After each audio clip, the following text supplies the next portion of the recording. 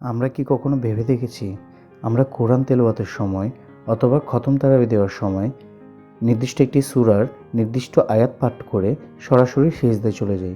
সেটা কেন দিই? আজ আমরা জানব তেলাওয়াতের সিজদা অথবা সাজদায়ে তেলাওয়াত সম্পর্কে। পবিত্র কোরআনে বর্ণিত বিশেষ 14টি আয়াত তিলাওয়াত করলে বা শুনলে আল্লাহর উদ্দেশ্যে যে একটি সিজদা করতে হয় তাকেই সাজদায়ে তিলাওয়াত বলে। এটি আদায় করা ওয়াজিব বা অত্যাবশ্যক। নামাজ বা নামাজ ছাড়া অবস্থায় তিলাওয়াত করলে সিজদাটি আদায় করতে হয়। সাধারণত সেজদাতে যে দোয়া পড়ি আমরা সেই দোয়াটি এখানে পড়ব। আল্লাহু আকবার, সুবহানা রাব্বিয়াল আ'লা, আল্লাহু আকবার। সিজদার আয়াত পাঠের পর নবী সাল্লাল্লাহু আলাইহি ওয়াসাল্লাম ও সাহাবায়ে কেরাম কর্তৃক গুরুত্বের সাথে সিজদা আদায় করার কথা একাধিক হাদিস শরীফে এসেছে। সহিহ বুখারীর এক বর্ণনায় এসেছে, হযরত আব্দুল্লাহ ইবনে ওমর রাদিয়াল্লাহু তাআলা আনহু বলেন, নবী করিম সাল্লাল্লাহু আলাইহি ওয়াসাল্লাম আমাদের সামনে সিজদার আয়াত তিলাওয়াত করতেন, অতঃপর সিজদা করতেন। আমরাও তার সাথে সিজদা করতাম। এত ভিড় হতো যে আমাদের মাঝে কেউ কেউ সিজদা করার জন্য কপাল রাখার জায়গা পেত না। সহিহ বুখারী হাদিস নং 1076।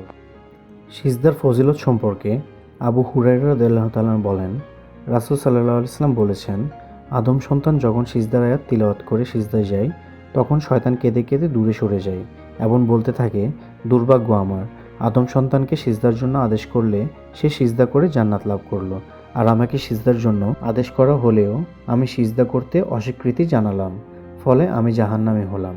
সহিহ মুসলিম হাদিস 133। একবার রাসূল সাল্লাল্লাহু আলাইহি ওয়াসাল্লাম সূরা নাজম তেলাওয়াত শেষে সিজদার আয়াত পড়ে সিজদা করলে ওই সময় কাবা চত্বরে উপস্থিত মুশরিক কুরাইশেরা সবাই সিজদায় পড়ে যায়। কিন্তু একজন বৃদ্ধ কুরাইশ নেতা এক মুঠো মাটি কপালে ঠেকিয়ে বলেন যে, আমার জন্য এটুকুই যথেষ্ট। আমার জন্য এটুকুই যথেষ্ট। রাবি আব্দুল্লাহ ইবনে মাসুদ রাদিয়াল্লাহু তাআলা বলেন, আমি তাকে পরে কাফির অবস্থায় নিহত হতে দেখেছি।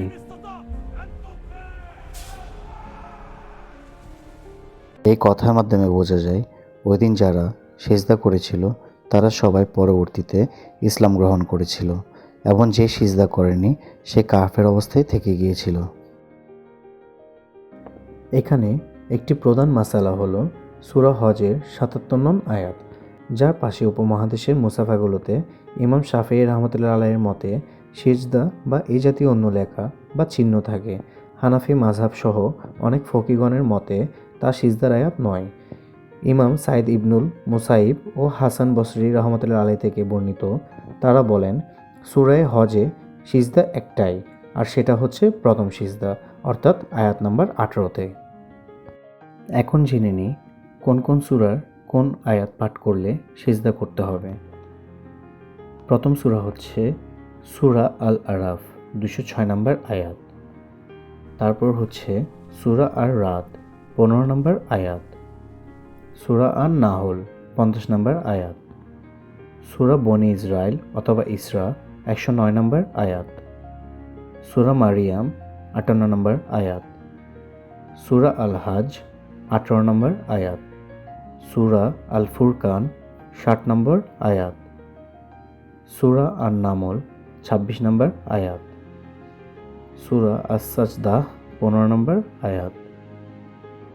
সূরা সোয়াদ 24 নম্বর আয়াত। সূরা ফুসসিলাত অথবা হামিম সাজদা 38 নম্বর আয়াত। সূরা আন-নাজম 62 নম্বর আয়াত। সূরা ইনশিক্কাক 21 নম্বর আয়াত। সূরা আল আলাক 19 নম্বর আয়াত। For more videos, subscribe and follow our channel.